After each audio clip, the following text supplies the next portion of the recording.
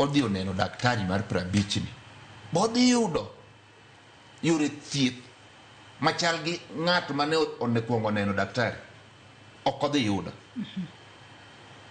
Koro gima dwaro Kenya nosedonje e yierruok gi migawo mar thieth kane gi ol ginene ne gidhi Brazil, mano higa mar 2013, ma giwacho ni higa ka higa gibro ndiko jochiw thieth 12,000 e higa ka higa.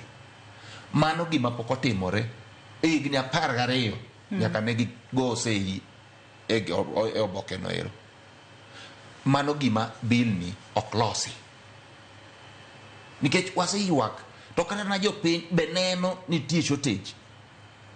Seche midhi osiptal titieko seche mang'eny nyiso ni nitie shortage. To paro mar chik makamano bende koro nyaka sani koro geto ni bro bedo kod duoko piny makosa matindo tindo maskinde mathoth yudore kinde mag thieth. Bende manen gino manyalore kokal paro mar chik makamano kosen gino miwacha wacha to ok bineno ka obedo realistic e kinde mabiro mbele. Kenya ka wawuoyo mang'eny sana to tich to kapuoyo. Wach kaliech tich kapuoyo.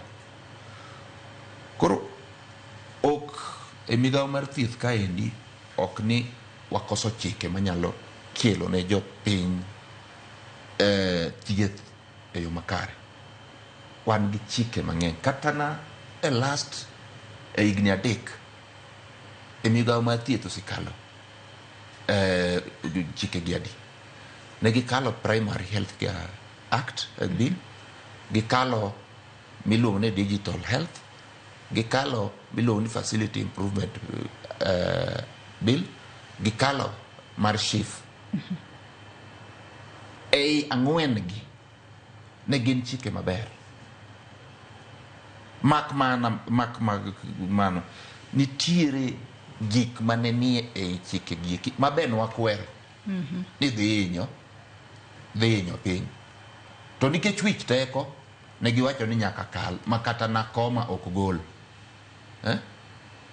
Koro sani e chike gi gimodwa penjore ni to be gise keto gi tich ma gitiyo ne ji.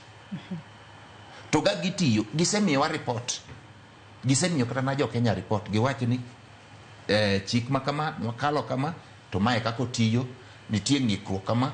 Koro waneno ni walose e yo makama mondo ng'ikruogno owuogi mondo gima nwaparo cha mondo oyudi.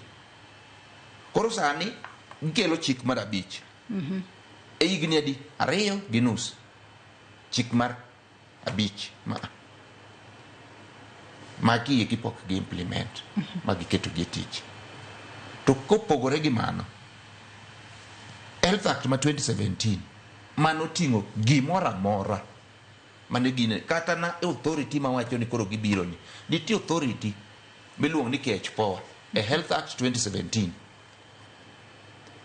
pok giketo KHPOA no mondo ti mondo kel pogruok gi lony mar thieth e Kenya kaendi. Ei Health Act 2017 no ni nitiere advisory council mano nego beni gin koro gi advice county to the national government e wi jotich matiyo e health. Advisory council no gitamore ni ok nyal tiyo nikech en mano nego beno ong'iyo ka nitie nok mar jotich, ok gine nego wacho ne gi kaka nego beni gindiko jotich mondo jowo we chandore ne gitamore. Koro sani gikelo ma nikech ma en mar pesa gidhi timo go ohala. Mano joma gi machano timo ohala, jomoloso bill makamano, joma loso ma bende it is unknown. To odipo ng'ato nyalo bedo ni penjo